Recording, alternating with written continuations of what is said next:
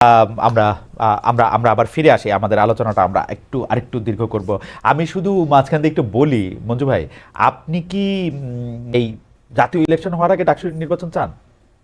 না, সেটা আমি বলতেছিলাম, সেটা আমি বলতে চাচ্ছি, জি বল। সেটাই বলতে চাচ্ছি যে বিগত 30 বছরে ছাত্র সংসদ নির্বাচন হয় নাই, এক্সেপশনাল ঢাকা ইউনিভার্সিটি ডাকসু নির্বাচন, নুরুল হক নূরদের সেই নির্বাচন ব্যতীত আর নির্বাচন গুলা বাংলাদেশে হয় নাই। যেহেতু ক্যাম্পাস গুলা নতুন উদ্যমে, যেটা মানে ভিসি থেকে শুরু করে নতুন ভাবে স্টার্ট হয়েছে ফ্যাসিবাদের বিদায়ের পর, এবং একটা সুন্দর পরিবেশ দেখা যাচ্ছে, আমরা চাই খুব শর্ট টাইমের ভিতরে ডাকসু নির্বাচন হোক, এবং সেই ডাকসু নির্বাচনের মাধ্যমে ছাত্ররা তাদের নির্বাচিত প্রতিনিধি পাক। এটা হলো ইসলামী ছাত্র শিবিরের বয়ান বা বক্তব্য, এবং আমরা এটা চাচ্ছি যে সকল ক্যাম্পাসে হোক এবং দ্রুত সময়ের ভিতরে হোক। টাইম লিমিট করে আমরা বলছি না এত টাইমের ভিতরে দিতে হবে, তবে আমরা চাচ্ছি যে দ্রুত সময় হলেই ভালো হয়। আবার একটু যদি মানে আবার যদি একটু মানে এটা যদি এরকম হয় যে জাতীয় নির্বাচন হয় নাই, তারপরেও ডাকসু নির্বাচন দিলে ঠিক আছে, সেটা আপনি মনে করেন? বা ডাকসু নির্বাচন আপনি চান কিনা, জনাব মঞ্জু? হ্যাঁ, জি, না, আমি বলি যে এখানে ডাকসু নির্বাচন ফ্যাসিবাদ বিরোধী আন্দোলনের মূল নেক্সট ইলেকশন গুলো আসবে, গভর্নমেন্ট ইলেকশন থেকে শুরু করে আদার্স ইলেকশনে, এই জায়গায় আমি মনে করি যে নির্বাচন যথার্থ হওয়ার স্বার্থে ছাত্রদের মাঠে ময়দানে ঐক্য ভূমিকাও আমি মনে করি প্রয়োজনের আলোকে হতে পারে। এই জন্য আমি মনে করি আরো বেশি দরকার, এবং দীর্ঘ সময় নিয়ে যে একটা নেতৃত্বের গ্যাপ হয়ে গেছে, ছাত্র ক্যাম্পাস থেকে ছাত্র নেতৃত্ব উঠে আসা, রাজনীতিতে সম্পৃক্ত হওয়া, এই কালচারটা বন্ধ হওয়ার কারণে দীর্ঘ গ্যাপটা যদি আমরা দ্রুত দূর করতে চাই, আমি মনে করি যে দ্রুত সময়ের ভিতরে এই ডাকসু নির্বাচন সহ সকল ক্যাম্পাসের নির্বাচন হওয়া উচিত। ওকে, থ্যাংক ইউ সো মাচ। আমি হচ্ছে যে শেষ প্রশ্ন নিয়ে আসছি জনাব রিচার্ড আপনার কাছে। একজন সমন্বয়ক ছাত্র শিবির নেতা হিসেবে নিজেকে সক্রিয় করছেন, তিনি আর সমন্বয়ক নাই, তিনি ছাত্র শিবিরে চলে আসছেন। অন্যদিকে একজন সমন্বয়ক ছাত্র ফেডারেশন ছেড়ে বৈষম্য বিরোধী ছাত্র আন্দোলনে যোগ দিয়েছেন, তিনি বলছেন যে তিনি আর ছাত্র ফেডারেশনের সঙ্গে নাই। মানে দুইটা অবস্থান কিন্তু দুই রকম। একজন সমন্বয়ক ছিলেন, সমন্বয়ক ছেড়ে তিনি আবার ছাত্র শিবির করতে চেয়েছেন।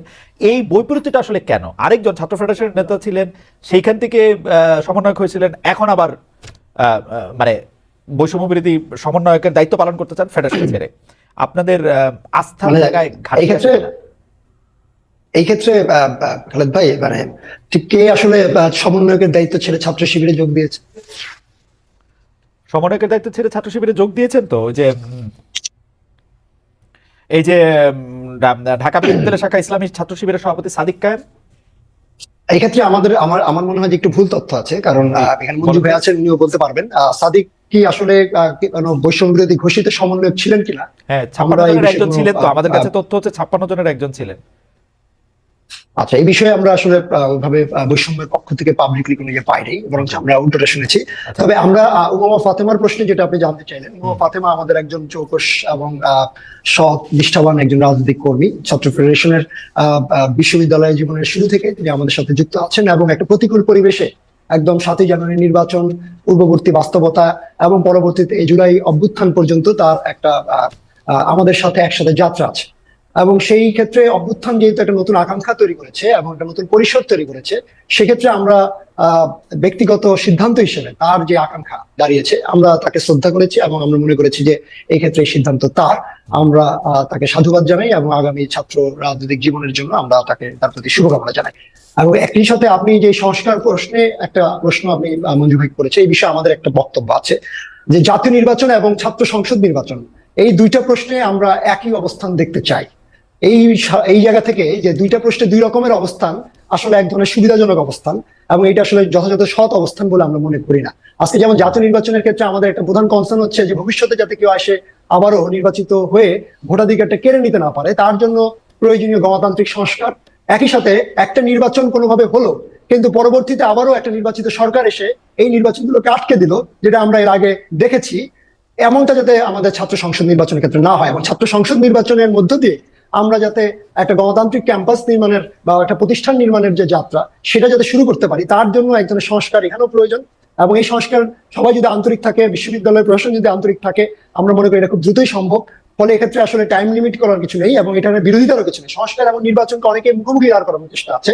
আমরা এক্ষেত্রে মনে করি যে সংস্কার এবং নির্বাচন কোনটা মুখোমুখি বিষয়, একটা প্যারালাল প্রক্রিয়া। ফলে মানে সংস্কার করতে করতে নির্বাচন দিয়ে দেওয়া যাবে, জনাব রিচার্ড, তাই না? সংস্কারও করবে, নির্বাচনও দিবে, সংস্কার করতে করতে নির্বাচনও দিয়ে দেওয়া যাবে। মানে সংস্কার প্রক্রিয়াটাকে যদি আমরা এগিয়ে নিতে পারি, তাহলে আসলে আমরা নির্বাচনের রোডম্যাপটা আমরা আসলে সাজাতে পারবো। এখানে একটা এখানে কোনো প্রক্রিয়া এগিয়ে না কাকে বলে, মানে মানে প্রক্রিয়া এগিয়ে না কি, মানে আমরা বলতে চাচ্ছি, ধরেন আমরা যেটা প্রথম নিয়ে মিটিং concern, অনুষ্ঠিত হইল, আগামীতে প্রথম সভা অনুষ্ঠিত হইয়াছে, প্রক্রিয়া এগিয়ে গেল, প্রত্যেকটা বিশ্ববিদ্যালয় কর্তৃপক্ষ, প্রত্যেকটা রাজনৈতিক সংগঠন তাদের জায়গা থেকে যে সংস্কার প্রস্তাবগুলো সামনে আনছে, এগুলো নিয়ে যদি বিশ্ববিদ্যালয় এবং স্টেক হোল্ডার, ছাত্র সমাজ সবাই মিলে বসে আমরা যদি একটা সিদ্ধান্তে পৌঁছে যাই, তাহলে আমরা প্রয়োজনীয় সংস্কারটাকে আসলে সাধন করতে পারি। Okay. এবং সেক্ষেত্রে গুরুত্বপূর্ণ হচ্ছে উপাচার্য নিয়োগ প্রশ্নটা। জি। প্রত্যেকটা ক্ষেত্রে আমরা দেখি যে একটা দলীয় শিক্ষক এখানে একটা থাকেন, এবং তারা বরকন দাস বাহিনী হিসেবে ভূমিকা পালন করেছেন বিগত আওয়ামী লীগের আমলে। এই যে ধারণাটা, এইটা কি আগামীতেও থাকবে কিনা, এই জায়গায় কিন্তু কোনো সংস্কার এখন আসে নাই। ফলে এই সংস্কার প্রস্তাবগুলোকে, অনেকগুলো প্রশ্ন আছে, এগুলোকে ধারণ করা, এগুলোকে তুলে আনা এবং তার মধ্য দিয়ে যেটুকু সম্ভব ঐক্যমতের ভিত্তিতে বাস্তবায়ন করা এবং তার মধ্য দিয়ে একটা নির্বাচনের পরিবেশ তৈরি করা আমরা চাই না। এবং একই সাথে আরেকটা প্রশ্ন যেটা আমরা কোনোভাবে বুঝতে চাই না, সেটা হচ্ছে যে ছাত্রলীগ এখনো তোফাজ্জল হত্যাকাণ্ডের মধ্য দিয়ে আমরা হয়তো একজনকে খুঁজে পেয়েছি বা কয়েকজনকে খুঁজে পেয়েছি যারা হলে ছিলেন তখন। তাহলে আজকে হয়তো তোফাজ্জল হত্যাকাণ্ড হচ্ছে না, কিন্তু আমরা কি আরেকটা তোফাজ্জল হত্যাকাণ্ডের জন্য অপেক্ষা করছি? অর্থাৎ ছাত্র লীগের এরকম অনেক হত্যাকারীরা বা এই দীর্ঘদিন ধরে 18 সালের আগে বা পরে এত বছর ধরে যারা বিভিন্ন পরিচয়ে, ছাত্রলীগের পরিচয়ে বিভিন্ন বিরোধী রাজনৈতিক দলগুলোর উপরে হামলা, আক্রমণ চালিয়েছেন, দমন করেছেন, তারা তো এখনো সাধারণ শিক্ষার্থী হিসেবে হলে হলে আছেন। তাহলে তাদের বিচার গ্রেফতারের প্রক্রিয়াটা আসলে কোথায়? আমার মনে হয় জনাব রিচার্ড, আপনাকে ধন্যবাদ। জনাব মঞ্জুরুল ইসলাম, আপনি কি 20 সেকেন্ড বলতে চান? আমাদের অনুষ্ঠান শেষ, তবুও যেহেতু দুটি গুরুত্বপূর্ণ বিষয় সামনে এনেছেন জনাব রিচার্ড, যে একই রকম হওয়া উচিত দৃষ্টিভঙ্গি। জি জি জি জি এখানে সংস্কার তো নিঃসন্দেহে সংস্কারটা হওয়া উচিত, তবে সংস্কার মানে কতটুকু হতে হবে বা কতটুকু সংস্কার হওয়া উচিত নিয়ে আমার মনে হয় সংলাপ হতে পারে। সংলাপের মাধ্যমে সংস্কার প্রক্রিয়া শেষ। নিঃসন্দেহে বিগত 30 বছরে তো এই ধরনের সংস্কার হয়নি। সংস্কার অবশ্যই হতে পারে ছাত্র সংসদ নির্বাচনের ক্ষেত্রে, তবে এই সংস্কারটা করতে গিয়ে দীর্ঘ টাইম ক্ষেপণ করা করে আমরা মানে নির্বাচনটাকে পিছিয়ে দেওয়া। এবং আরেকটা কথা যুক্ত করে ফেলি, সেটা হলো যে যদি গভর্নমেন্ট ইলেকশন হয়ে যায়, বিগত দিনের মেসেজগুলো আমাদের সুখকর ছিল না। যে যদি কোনো সরকার ফরমেশন করে, তাহলে যেটা দেখা যায় যে সরকারের একটা নিয়ন্ত্রণ থাকে। আমরা চাই না যে এরকম কোনো ছাত্র সংসদ হোক, আমরা চাই যে আগে নির্বাচনটা হোক। ঠিক আছে, জনাব মঞ্জুরুল ইসলাম, আপনাকে অনেক ধন্যবাদ, অনেক ধন্যবাদ জনাব মশিউর রিচার্ড। আমরা মশিউর রহমান খান রিচার্ড, আপনার নামটিও আসলে আজকে সোশ্যাল মিডিয়াতে খুব আগ্রহ দীপ্ত নাম হয়েছে, যে মশিউর রহমান খান আবার রিচার্ড। যাই হোক, আপনারা দুজনই খুব সুন্দরভাবে, চমৎকারভাবে আলোচনা অংশগ্রহণ করেছেন। জনাব মঞ্জুরুল ইসলাম ও জনাব মশিউর রহমান খান রিচার্ড, আপনাদের দুজনকে অনেক ধন্যবাদ। দর্শক, আমরা